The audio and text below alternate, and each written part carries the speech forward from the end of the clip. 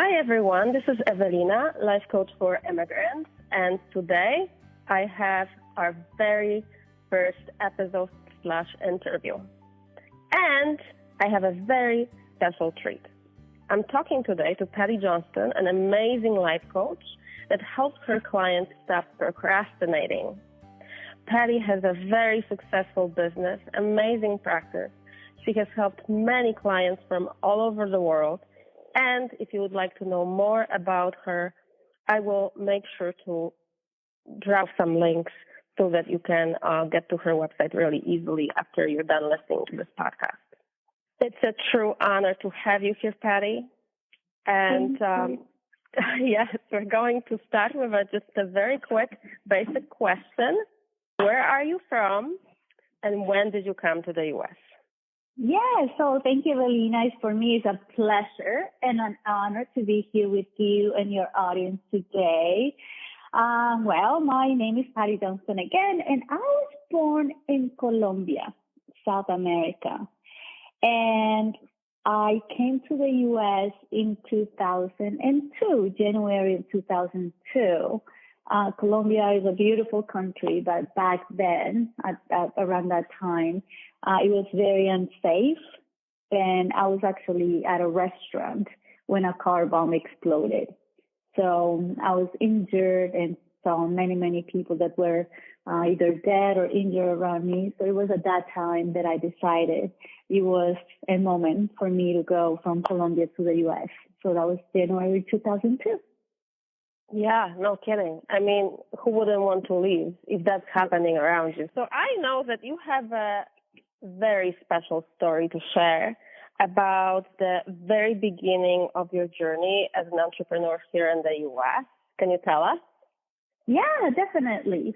So I came as a student first, and then I graduated and moved to Tampa, Florida.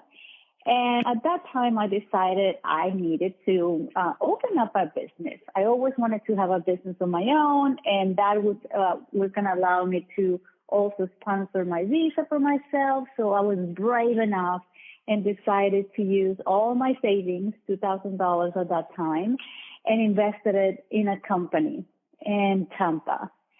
And I was super excited. I paid $1,000 towards rent, and I saved the other $1,000, the last money I had in my pocket, to buy a brand new computer. That was like the biggest investment I had done at that point. And it was all ready. It was a mechanic shop. And I was super excited. All the equipment was there. My beautiful computer was ready to go. And then I watched the news and I saw something I never heard before, because we don't have those things in Colombia. Mm-hmm. It was a hurricane. So a hurricane was coming to Florida. And I thought, oh, well, how bad that can be. A hurricane shouldn't be that bad. Oh, well, it was really, really bad. We actually had, even before opening the doors of the business, I had to go home and sleep there for 3 or 4 days while the hurricane would pass.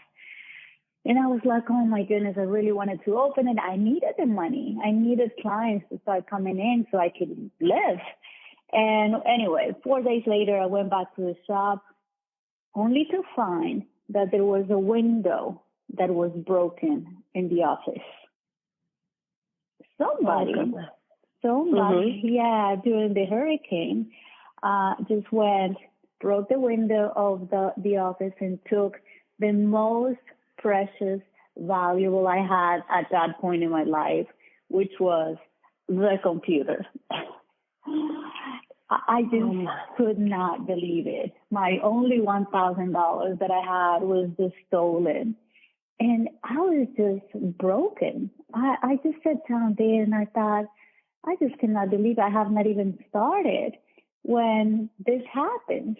So I had to borrow from my dad $300 just to fix the window and be able to eat something, because I was just at that point, I just couldn't survive. So anyway, I thought, I have the money my dad borrowed me, so I'm going to continue. So I fixed the window And few days later, I was so ready. Finally, at last, I'm going to have a few clients. I need them so much. And when I was ready to open, I watched the news, and you will not believe this. A second hurricane was coming through Tampa. Oh, my God. And I just could not believe this. So, I thought this is really not meant to be for me. At that point, I broke down, and I thought, everything is against me. Am I really that good anyway? Am I supposed to have a business? Maybe the easiest way for me would be just not open it and then stay safe, and no one will ever know that I fell. I was just completely distraught. So I talked to a friend who's a coach back then, and I said to her, I'm done. I'm just, I have no computer, this hurricane again. And she said, Paty, whether you think you can do it or you think you can't, you're right. That is a phrase by Henry Ford. Yes. Oh, my gosh. I have goosebumps all over my body. So true. Yes, so true. And she said again, whether you think you can do it or you think you can't, you are right. Do you think you can do it?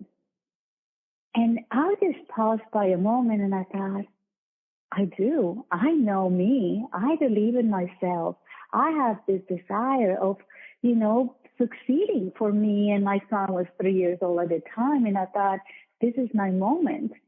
So I decided to gather everything, clean up the place, and I was just ready again. Oh my goodness, Evelina, one more time, ready to go. And guess what?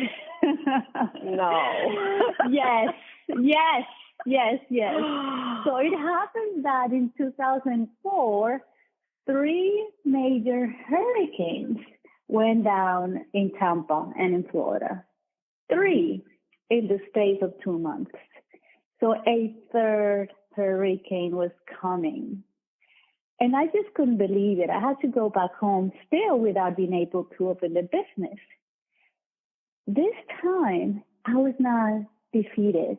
This time, I was not doubting myself. This time, I thought, you know what? Yes, I know another difficulty, but I know I can do it. So instead of going and crying and feeling bad for myself, I went and started studying during those 2 or 3 days that I was home. It was a mechanic shop. I decided to learn more about cars, learn more about mechanics. I decided to study a little bit about accounting because I didn't have a computer to keep the accounts for me anymore. So I utilized that time to grow and to be ready for when the time came. And it did come at last. August of 2004, I was able to open up my business. And not only that, I opened it with $2,000. And 18 months later, that is in December of 2005, I was able to sell that business for $500,000. Oh, my gosh. That is absolutely 18 months crazy. later. Yeah.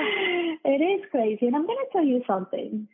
And for anyone that is listening out there, can you imagine if I had quit in hurricane number 1 when my computer was stolen? And how many people would have? Exactly. Or I could have quit in hurricane number 2. Or even in hurricane number 3, you could have said, well, this is just too much. But I didn't quit. And that's what makes the difference between me not having a business, a future, and a lot of money, and me succeeding. And I'm saying this not because I'm great or look at me. Is I think about the so many times that I have quit or thought I could quit, and I could have missed out in one of the best and biggest opportunities of my life. So that was a big lesson for me. Yeah, and a big lesson for everyone listening too. What an incredible story. All right, Paty, so I want to ask you, what was the thought that kept you going? What were you thinking at that time when you were about to give up, but then you decided not to, right, after talking to your coach?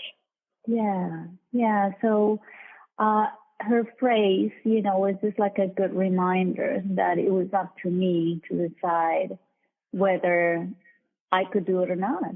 It was just only me that knew that I could do it. And that was the constant in my mind is, I can do this. I know I can do this. And I can do it, one, because, God has been good to me my whole life and always He's first for me, but I knew my potential. I needed to remind myself that in spite of the circumstances, I knew deep in my heart I could do it. And I was doing it for me, and I was doing it for my son, who was a baby at that time. So that was it. I could, all the time when I felt like, I cannot go on, I would say it even out loud, which sounds very crazy. I would say, no, but I can do it. I know I can. And I did it. I love it. Yes. And it's, from that thought, I can do it, right? You felt this deep belief. And it's almost like, it sounds like you just made a decision, right? The coach helped you make a decision, and that was it. The decision was made. No arguing. The brain maybe wanted to argue when you had doubt, but you're like, no, we're not arguing with this. It's happening. Yes, it is. And that's the reality. We kind of let other people's opinions or circumstances to determine our next steps, when in reality, the decision is yours. Absolutely. And it's so basic, right? And yet such a deep wisdom, and it can be applied to absolutely every single 100%. Thing in our life. 100%. It's profound. It is true. Yeah. I love neuroscience, and I have a course, and I just teach a lot of neuroscience in my course because it's been so impactful to me to realize that you can actually command your own brain to believe whatever they want to believe. You can command yourself like if you're a doggy, like, sit or turn or do whatever. You can actually tell yourself you can do it, and your brain will embrace that, believe it, and it'll come to happen. Absolutely. Believing on purpose, right? That's right. And believing from a place of, I am in charge here. Like the old belief that I'm not capable, that's all BS. I am in charge, and I can decide. Absolutely. It's so empowering. I tell my coaching clients, I'm like, whose life is it? Oh, it's mine. So whose time is it? It's mine. Then who makes the decisions? We make it. Yes, to all of it. So tell us, where can we find you? If any of the listeners would like to find you and have you help them with, starting to procrastinate, where can they find you? Yeah, definitely. So, again, if you want to Google me or search for me, my name is Paty with just one P, Paty Johnston. And my course is called How to Stop Procrastinating in 30 Days. And I have a website if you want to check it out. It's called stopprocrastinatingtoday.com. Stopprocrastinatingtoday.com. Oh, that's perfect. Love it. Easy to remember. Yes. And listeners, I will make sure to give you all the information in the description of this show, so you can find it really easily. Just take a look there. Well, Paty, you are such an incredible example of how far one can come if they have the spirit of strength, resilience, and patience. Thank you so much for joining me here and sharing this incredible story with us. You're such a gem. No, thank you. It's just an honor to be here. Thank you so much for your kind words. Each of us can make it, and I'm just proof that even a little girl, single mom from Colombia can make it happen. You can too. Yes, absolutely. Thank you so much. My pleasure. Thank you.